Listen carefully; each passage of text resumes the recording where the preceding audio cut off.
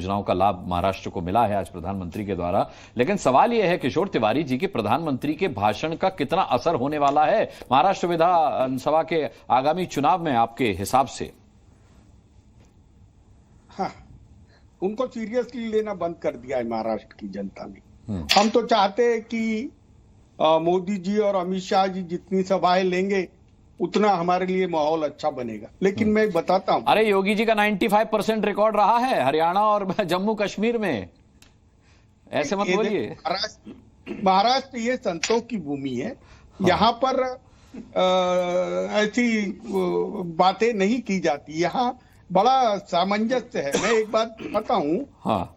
देवेंद्र फडणवीस जी ने अमरावती, धुले और बंबई की सीटों का लोकसभा में वोट जिहाद हुआ ऐसा कहा था, लेकिन उसके पहले के दोनों चुनाव में वहां बीजेपी बहुत भारी मत से जीती थी। हाँ। मैं बता रहा हूं, मैं शहजाद को भी पूछना चाहता हूं कि शहजाद जी ऐसा क्या हुआ कि पिछले 14 और 19 में आपको वोट दे दिया, वही समाज इस वक्त एक संग होके आपके खिलाफ चला गया। यानी कुछ तो असर था ना। मंगलसूत्र का, वो भैंस का, ये सब चीजें किसने नहीं बोली। मैं पंकज जी की इस बात से सहमत हूं कि मोदी जी चुनाव के रंग में आ गए, अब वो हिंदू मुसलमान जाति वगैरह करने लगेंगे। लेकिन मैं अनुराग एक बात बताता हूं जी कि सारे संपत्ति के अधिकार अगर 2% हिंदुओं के पास रह जाए और 98% हिंदू वंचित रह जाए और आजादी के ये 75 साल के बाद भी वही परिस्थिति रहे, तो उनके लिए बात करने वाले लोग चाहिए। SC, ST, OBC बीजेपी से दूर चले गए।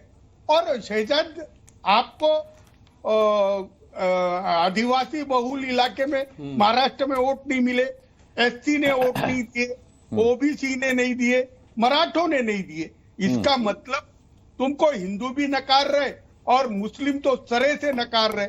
लेकिन वो सबका साथ सबका विकास, उस वजह से जो लोग दूर नजदीक आए थे वो मोदी जी की वाणी से और धर्म द्वेष से दूर चले गए। अरे हरियाणा के चुनाव नतीजों से वाकिफ नहीं है क्या आप जो कह रहे मोदी जी से वोटर दूर चले गए?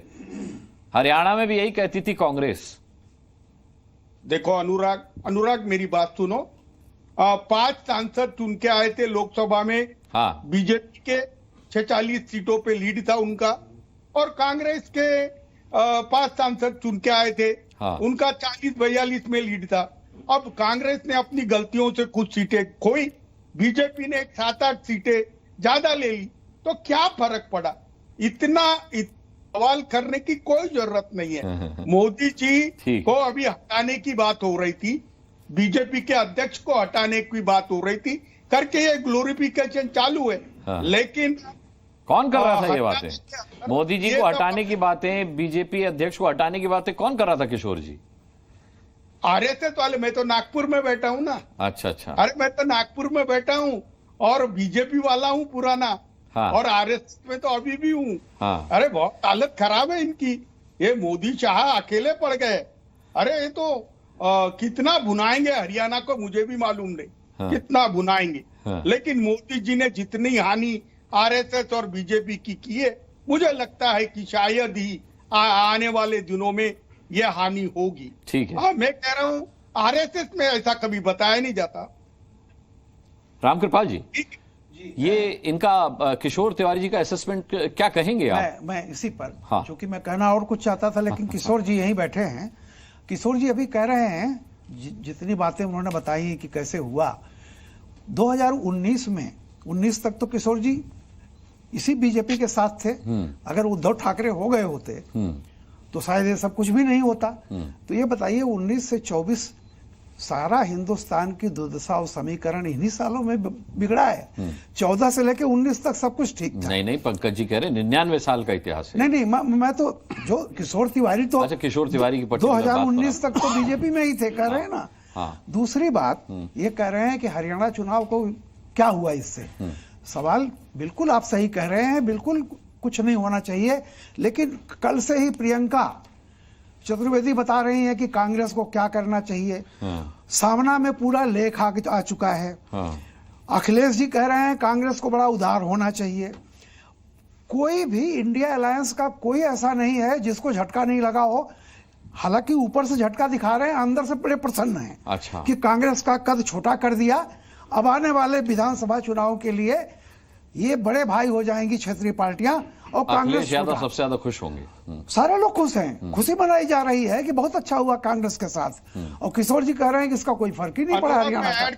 देखिए, मैं एक मिनट, मोदी जी ने जो भी कहा है, देखिए सच्चाई ये है, किशोर जी भी मालूम है सबको, शाहबानों के केस के पहले इस देश में सांप्रदायिकता थी, लेकिन वो बड़े छोटे लेवल पर, कभी गुजरात के किसी शहर में दंगा हो गया, कभी किसी हो गया, कभी किसी, स्थानीय लेवल पर चीजें चलती थी। लेकिन शाहबानों के केस ने सांप्रदायिकता को राष्ट्रीय स्तर दिया। शाहबानों के केस को जिस तरह से वो अपीजमेंट की पराकाष्ठा थी, सुप्रीम कोर्ट के फैसले को इसलिए बदल दिया कि आपके पास 400 सीटें थी। और उसके बाद मैं लाऊंगा, जरा सुन लीजिए, उसके बाद जब दूसरा लॉबी गई कांग्रेस की, वहां तो लेफ्ट राइट दोनों होते थे, दूसरी लॉबी गई कि साहब ये तो बड़ा बुरा हो गया, हिंदू नाराज हो जाएगा। बोले क्या करना है? अरुण नेहरू ने कहा क्या करना है, तो वो ताला खुलवा दीजिए, वो तो केस आया हुआ है, ताला खुलवा दिया। उसके बाद बाकायदा एनडी तिवारी और बूटा सिंह को भेज के कहा जाइए वहां शिलान्यास करवाइए। ये सब हुआ। तो शुरुआत तो देखिए यहां से हुई थी, और जो बीएचपी का आंदोलन या जो कुछ भी है वो एक्शन के बाद का रिएक्शन रहा है। ठीक है। तो ये जो कहना है अपीजमेंट, इस देश में एक सिंपल राजनीति चली जाती थी कि 20% का ख्याल रखो, ये जो बाकी 80% है ये तो बटेगा। ये तो जातियों में है, कुछ उधर जाएगा, कुछ इधर जाएगा, कुछ हमारे पास आ जाएगा। तो जो बेसिक चीज थी, इनकी जो गुठली थी वो 20% की थी। हरियाणा को लोग समझ गए कि जो अगर बटेंगे तो कटेंगे, हैं? बिल्कुल। तो अब जब शुरुआत आपकी है, और ये सारी की सारी राजनीति बहुत जमाने तक चली, एक रहेंगे तो नेक रहेंगे, ये भी कहा था। मैं दीपक विज साहब का रुख करता हूं, क्योंकि राम कृपाल जी ने जो बात कही है, मैं उसको सर्टिफाई करा लूं आपसे, या फिर आप उसे खारिज कर दें कि कांग्रेस की हार से उसके जो सहयोगी हैं वो, मैं लाता हूं किशोर जी, आपको लाता हूं, जो कांग्रेस की हार से उसके सहयोगी बड़े खुश हैं। सबसे ज्यादा दिक्कत में शायद रहे होंगे आपके सुप्रीमो अखिलेश यादव, क्योंकि प्रदर्शन कांग्रेस से बेहतर रहा उनका, लेकिन सवाल यह था कि कांग्रेस एक नेशनल पार्टी थी। तो अब आपको लगता है कि अब अखिलेश यादव सबसे ज्यादा खुश होंगे कि कांग्रेस हद में रहेगी इन परिणामों के बाद? आज तो 6 सीटें घोषित कर दी उन्होंने हरियाणा का रिजल्ट आते ही। देखिए, कोई भी सहयोगी जो होता है, अगर उसको कोई नुकसान होता है तो मैं नहीं समझता कि जो अच्छा सहयोगी होता है उससे दुखी होता है। हाँ, ये बात सही है कि कांग्रेस को इसका मंथन करना चाहिए। हाँ। कि अगर वो आप पार्टी को 4-5 सीट दे देती,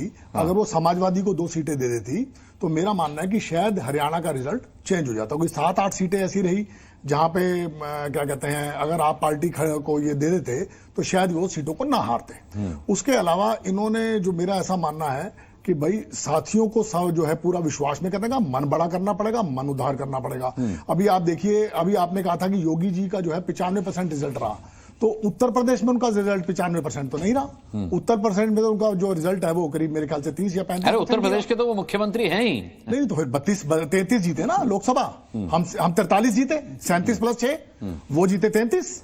ये भी तो आप देखिए ना, वो भी तो, उसके भी तो आपको जिक्र करना पड़ेगा। हाँ। और विधानसभा में भी देखिए, हम 45 से 125 पे पहुंचे, और वो कहां पहुंचे? उनका तो ग्राफ लगातार डाउन जा रहा है। ये बात सही है कि उनका ग्राफ डाउन करने में मोदी जी का और शाह का भी हाथ है, क्योंकि वो शाह जी चाह रहे हैं कि 2029 में मैं प्रधानमंत्री बन जाऊं, तो उन्हें पता है कि उनका कंपटीशन होना योगी से, तो वो योगी को डाउन करने के लिए लगातार कोशिश कर रहे हैं। तो वो जो कोशिश कर रहे हैं उसमें वो 2 बार तो कामयाब हुए, थोड़े थोड़े आगे देखिए। अभी हरियाणा में आप देखिए, हरियाणा में जो जीत है वो जीत है सैनी और खट्टर की। सारा श्रेय ले लिया। कल वहां पे आप देखिए फूल बरसाए जा रहे हैं किसके ऊपर? मोदी जी पे। मोदी जी ने करी केवल मात्र वहां 4 रैलियां।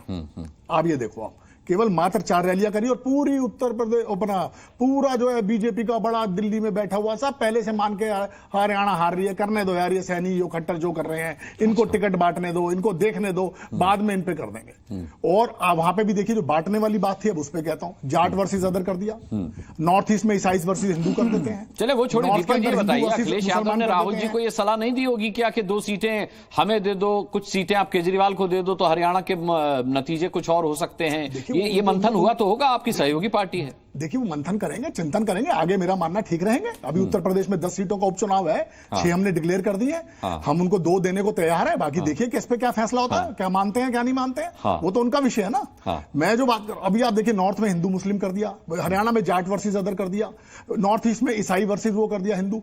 आप ये देखिए, मैं पंकज जी की बात से बिल्कुल सहमत हूं कि जो पूरे देश के अंदर, चाहे वो जनसंघ रही, चाहे वो भाजपा रही, चाहे वो आरएसएस, अभी देखिए किसी भी पार्टी ने अल्पसंख्यक प्रकोष्ठ तो बनाए हैं, मुस्लिम के नाम से कोई मंच नहीं बनाया। राष्ट्रीय मुस्लिम मंच किसका है, आप बताइए। किशोर तिवारी जी बैठे हैं, वो भी बताएंगे। राष्ट्रीय मुस्लिम मंच किसने बनाया? मतलब एक धर्म के नाम से ही बनाई आपने, वो बना दी संस्था। राष्ट्रीय जो पार्टी है वो एक धर्म के नाम से ही संस्था बना रही है। तो ठीक है, तो एमआईएम को क्या मानते हैं आप? एमआईएम तो एक पार्टी है राजनीतिक, उसका भी एजेंडा दूसरा है। वो तो ये नहीं कह रही ना हम सबकी पार्टी है। ये तो ये कहते हैं, अच्छा हमारा प्रधानमंत्री जी देखिए, पंकज जी मेरी बात को समर्थन देंगे, मुझे मानना है कि हर 2-3 महीने में एक बार प्रधानमंत्री उछल के कह देते हैं मैं ओबीसी हूं, इसलिए मेरे खिलाफ है पूरा देश, इसलिए मेरे खिलाफ है विपक्ष। ठीक है, बताइए, एक सेकंड, प्रधानमंत्री कह रहा है, बताइए एक सेकंड, कभी किसी प्रधानमंत्री ने ऐसे मन से नहीं कहा। मुझे आने दीजिए। ठीक है दीपक जी, उन्होंने संक्षिप्त रहिएगा, मैं राजीव रंजन जी का रुख करूंगा फिर। देखिए ऐसा है कि उन्होंने आरएसएस की एक जो इकाई है उसके ऊपर उन्होंने टीका टिप्पणी की। इनके इंडिया अलायंस में IUML, इंडियन यूनियन क्या है, एम से बोलो, हमारे साथ मुस्लिम लीग हमारे अरे साथ भाई आप बीच में आप बोलना नहीं है, अब एक एक करके बात। अनुराग जी मैंने एक भी बात नहीं बोला। अनुराग जी नहीं, एक सेकंड अनुराग जी कृपया करके मेरे संरक्षण दीजिए, मुझे मेरे समय पर, किसी के बीच में नहीं बोला, अपने समय पे ना। दीपक जी अपने समय पर, आपकी बात हो गई, नहीं दीपक जी अपने समय पर, आपको